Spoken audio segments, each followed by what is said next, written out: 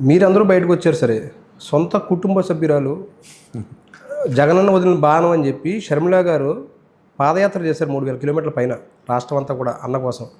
ఆవిడ ఎందుకు బయటకు వచ్చారంటే ఏం చెప్తారు మీరు? చూడండి, జగన్మోహన్ రెడ్డి గారు పదవి కోసం ఏమైనా చేసుకుపోవచ్చు అనే ఒక కాన్సెప్ట్లో తల్లి చెల్లి నమ్ముకున్న అందరూ వదులుకున్నాడు. ఎదవలందరూ ఆయన చుట్టూ చేరారు. అందుకు ఆ పార్టీ అలాగ అయిపోయింది అంతే. ఇంకా అంతకంటే ఎక్కువ చెప్పుకోవడం, ఎదవలంతా చుట్టూ చేరి సన్యాసులందరూ చుట్టూ చేరి తల్లి లేదు, చెల్లి లేదు, అన్న లేరు, నమ్మకస్తులు లేరు, ఎవరు అవసరం లేకుండా చేసి ఇలా ఈరోజు అలాంటి పరిస్థితి. ఏంటి సార్ అంటే ఆయన మైండ్ సెట్ ఏంటి, ఐడియాలజీ ఏంటి అయింది? ఏం లేదు, పిచ్చోళ్ళందరూ ఉంటారు. వాడు కూడా ఆ పిచ్చి వాడు పిచ్చిరెడ్డి ఒకడు ఉంటాడు, వాడు చెవిరెడ్డి పిచ్చిరెడ్డి, వాడో పిచ్చాడు, వాడేదో వాడు చెప్తాడు.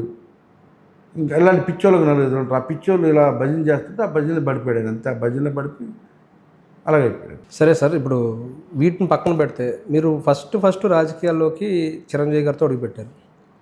తర్వాత ఇప్పుడు ఆయన తమ్ముడు పవన్ కళ్యాణ్ గారి ద్వారా మీ కోరిక నెరవేరింది, 16 ఏళ్ల కోరిక నెరవేరింది. చిరంజీవి గారిలో చూసిన బాగా ఇంప్రెస్ అయిన లక్షణం ఏంటి? ఈయనలో చూసి మీరు ఇంప్రెస్ అయిన లక్షణాలు ఏంటి? అన్నదమ్ములు పేదలకి అండగా నిలబడ్డం తప్ప ఇంకోటి తెలియదు వాళ్ళకి. ఎక్కడ అన్యాయం జరిగితే అక్కడ ఉంటాం, ఎక్కడ పేదవాళ్ళు ఉంటే అక్కడ ఉంటాం అనే కాన్సెప్ట్లో వాళ్ళు ముందుకు వచ్చారు. ఒక అభిమానిగా ఆ రోజు నేను రాజకీయాల్లోకి వచ్చా. నా కోరిక మళ్ళీ అదే ప్రేమ నుంచి తీరినందుకు చాలా హ్యాపీగా ఉంది. అందరూ అడిగారు, చాలామంది, చాలా పార్టీలు ఉన్నాయి కదా, ప్రజల జనసేన ఇంకా పూర్తిగా ఇది లేదు కదా, అందులోకి ఎందుకు వెళ్తావో అది ఇది చాలా. నాకు నచ్చినటువంటి, నాకు ఇష్టమైనటువంటి నాయకుడు ఆయన అండర్లో నేను పనిచేస్తున్నాను యువరాజ్యంలో. సో నాకు నచ్చిన నాయకుడి దగ్గర పదవున్నా లేకపోతే చాలా హ్యాపీగా ఉంటుంది. ఇప్పటికే ఒక నాయుడికి సేవ చేసి అలసిపోయాం. సో అక్కడ తీవ్ర ఇబ్బందులు ఎదుర్కొన్నాం.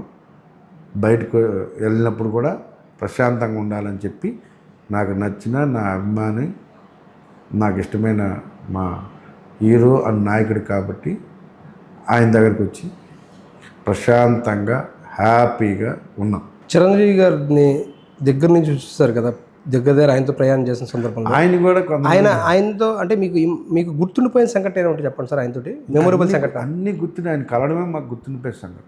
అంటే ఎలా కలిసారు చెప్పండి ఒకసారి. ఆఫీస్లో కలిసాం. సో అని చెప్పా, చాలా ఆప్యాయతగా రిసీవ్ చేసుకొని కౌలించుకొని, మీరు ఎలా కాదు నాకు అండగా నిలబడండి అని ఆ రోజు ఆయన చెప్పిన మాటలే ఈరోజు మేము ఏదో చేయాలని వెళ్ళాం. ఆయన కొంచెం ఫైనాన్స్ సపోర్ట్ చేద్దామని వెళ్ళాం. నో, నాకు అలాంటిది అవసరం లేదు, మీరంతా నాకు అండగా నిలబడండి, మనందరం పేదలకు సర్వీస్ చేద్దాం, ఒక ఎయిమ్తో ముందుకెళ్దాం, ఈ రాష్ట్రంలో మార్పులు తెద్దాం అని చెప్పేసి ఆయన ఎన్నో స్ఫూర్తిదాయకమైన మాటలు చెప్పారు. ఆయన మాటలకి మేము ఒక ఉత్సాహభరితమైన వాతావరణం క్రియేట్ అయ్యి, రాజకీయాలంటే ఇష్టం లేని నేను ఆ రోజు అలా మాటలతో రాజకీయాల్లో దూకడం జరిగింది. చిరంజీవి గారు తిరుపతిలో సభ పెట్టినప్పుడు మీరు ఉన్నారా సార్? ఫస్ట్ సభ గుర్తుందా? 50 బస్సులు వేసుకెళ్ళిపోయాను. ఎక్కడ వెళ్ళడం గుర్తుండిపోయేదే ఉన్నాయి. మళ్ళీ అలాంటి సభ చూడలేము. కిక్కిరిసిపోయిన సభ అది. తిరుపతి కాదు, శ్రీకాళహస్తి దాకా కిక్కిరిసిపోయింది. అటు పుత్తూరు, అటు చిత్తూరు అన్నీ కిక్కిరిసిపోయాయి. ఎన్ని గంటలు పట్టింది సార్ అందులోంచి బయటకు రావాలంటే? మీకు బయటకు వస్తే కదా నైట్ 1 గంట 2 గంటల అక్కడే ఉన్నాం. ఆనందం వేరే. మీ అభిమాన నాయకుడు, ఆయన అభిమాన నటుడు, సో ఆ ఉత్సాహంతో మీరు 50 బస్సులు వేసుకెళ్ళారు. ఇప్పుడు అదే ప్రజారాజ్యం ఓటమి చెందిన తర్వాత ప్రజారాజ్యం పూర్తిగా కాంగ్రెస్లో విలీనమైపోయి ఆ పార్టీ పూర్తిగా కలిసిపోయిన తర్వాత ఏమనిపించింది సార్? అంటే చిరంజీవి లాంటి వ్యక్తి రాంగ్ టైంలో రాజకీయాల్లోకి వచ్చారనుకున్నారా? లేదంటే లేదు. అక్కడ ఏమైందంటే ఆయన కూడా కొంతమంది మానసికంగా ఒత్తిడికి గురి చేశారు. పాపం ఆయన ఉండాలని ఉన్నా కూడా, నడిపిద్దామని నిలబడాలనుకున్నా కూడా చుట్టుపక్కల ఉన్న కొంతమంది లేనిపోని ఒత్తిడి తీసుకొచ్చి ఇప్పుడు ఇలా చేస్తే మంచిది, ఇప్పుడు ఇలా చేస్తే మంచిది అని చెప్పేసి లేనిపోనివి క్రియేట్ చేసే వల్ల ఆయన ఒత్తిడికి తప్పక ఆ రోజున్న పరిస్థితుల్లో ఆయన విలీనం చేశారు. లేకపోతే ఆయన నెక్స్ట్ పొజిషన్లో ఉండేవాళ్ళు. ఆయన అభిమానులుగా, ఆయన పార్టీలో చేరిన వ్యక్తులు మీరంతా బాధపడ్డారా సార్? ఆ సమయంలో కాంగ్రెస్లో విలీనం చేసిన తర్వాత పార్టీ నడుపుంటే బాగుండేది అని అనుకున్నారా? ఖచ్చితంగా బాధపడ్డాం. ఆయన విషయం ఆయన దృష్టికి తీసుకెళ్లారు. 100% ఆయన మాట్లాడాను నాకు, రండి అందరం కలిసి వెళ్దామంటే లేదన్నా, మీరు పార్టీ ఉంటే మీతోనే ఉంటాం, ఎక్కడికి వెళ్ళే పరిస్థితి లేదంటే లేదమ్మా ఇలా పరిస్థితి ఆయన చెప్పింది. అయితే అన్న మీరు వెళ్ళండి, మేము ఇలాగ వైసీపీ వాళ్ళు పిలుస్తున్నారు, అప్పుడు పార్టీ పెట్టలేదు, జగన్ గారు పిలుస్తూ ఉన్నారు, అయితే మీరు వెళ్తా ఉంటే సరే నీ ఇష్టం. ఆ తర్వాత రిలేషన్స్ కొనసాగాయి సార్ చిరంజీవి గారితో? ఎప్పుడు ఏదైనా పొలిటికల్ మాట్లాడేవారా, ఎప్పుడైనా కలిసివారా, అసలు అదేం లేదా ఇంకా? ఆ తర్వాత ఇప్పుడు కలవలేదు, కానీ ఇప్పుడు చుట్టుపక్కల కలిసి జరిగింది చెప్తా ఉండేవాళ్ళు అంతే. కానీ మేము పవన్ కళ్యాణ్ ఎప్పుడు ఏమలేదు, పొలిటికల్గా వీళ్ళు ప్రెస్ మీట్లు పెట్టి తిట్టమనేవాళ్ళు. నేను ఎప్పుడు ఏదో చిన్న అంటే అనుకుంటుంది, కానీ ఎప్పుడు కూడా మాకు లోపల అభిమానం ఉంటుంది కదా, పైగా నాయకుడి దగ్గర పనిచేసి ఉన్నాం కదా మనం. ఇప్పుడు అనేవాళ్ళు ఇప్పుడైనా మేము జగన్మోహన్ రెడ్డి గారిని తిట్టడం నా ఉద్దేశం కాదు, ఇంకోటి అనడం కాదు. ఆయన దగ్గర ఉన్న రోజులు చాలా హ్యాపీగా చూశాను నేను. బట్ ఆయన చేసిన వల్ల అందరూ ఇబ్బంది పడి వాళ్ళ జరిగింది కాబట్టి చెప్పుడు మాటలని ఆయన అలాగ అయిపోయాడు అన్నదే చెప్పాలని మా ఉద్దేశం తప్ప వ్యక్తిగతంగా మేము ఎవరిని నేను అసలు వ్యక్తిగత విషయాలు కానీ వ్యక్తిగతంగా మాట్లాడను. పవన్ కళ్యాణ్ గారితో అనుబంధం ఏంటి సార్? ఎలా పార్టీలోకి చేరారు? అసలు జనసేనకి వైఎస్ఆర్సీ నుంచి ఎలా వెళ్ళారు? నాగబాబు గారు, ఆయనతో అనుబంధమా సార్? నాగబాబు గారి ద్వారా వెళ్ళారు. చాలామంది అడిగితే నువ్వు ఒక్కడెవరా, ఎవరు వద్దని అసలు నేను ఒక్కడనే వెళ్ళాను. మనోహర్ గారు, నాగబాబు గారు, మనోహర్ గారిని కలవడం జరిగింది. నాగబాబుని కలిసి మనోహర్ని కలిసారు. మనోహర్ గారు డైరెక్ట్గా గుర్తుపట్టారా సార్ పవన్ కళ్యాణ్ గారు అప్పుడు మీరు వెళ్ళినప్పుడు? ఎందుకు పట్టాడు, గుర్తుపట్టారు. ఏమని పిలిచారు? వన్ అవర్ మాట్లాడాడు. ఏమని పిలిచారు? 1 అవర్ మాట్లాడాడు. చూడగానే ఏమని పిలిచారు మిమ్మల్ని? వంశీని పిలిచారు.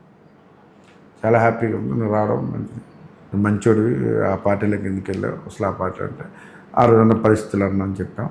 ఓకే నేను ఉన్నాను నీకు ఏదన్నా. ఆయన మాట నిలబెట్టుకున్నాడు. నేను కూడా లైఫ్ లాంగ్ ఆయనకు సేవ చేసి నా మాట కూడా నిలబెట్టుకుంటాను. 24లో టికెట్ వస్తుందని కానీ, టికెట్ ఇస్తే కనుక ఇంత భారీ మెజార్టీతో నెగ్గుతారని కానీ, 16 ఏళ్ళ తర్వాత నా కళ నెరవేరుతుందని కానీ భావించారా సార్ మీరేనా? భావించాను. టికెట్ ఇస్తాడని తెలుసు, గెలుస్తానని తెలుసు. 50 అనుకున్నాం, అది 65 అయింది. ఓ 10 నెలలు పెరిగింది. ఫస్ట్ టైం అసెంబ్లీలో మీ అభిమాన నాయకుడు, మీ పార్టీ అధినేత పవన్ కళ్యాణ్ గారు అడుగు పెట్టడం ఫస్ట్ టైము. అదే సమయంలో మీరు కూడా అడుగు పెట్టడం ఎలా అనిపించింది? జగన్మోహన్ రెడ్డి గారి దగ్గర ఎంత ఇబ్బంది పడ్డామో డబుల్ హ్యాపీ ఫస్ట్ రోజు పవన్ కళ్యాణ్ గారి దగ్గర ఆయనతో కలిసి అడుగు వేయడం లోపలికి అసెంబ్లీలో ఎలా అనిపించింది? డబుల్ హ్యాపీ అండి.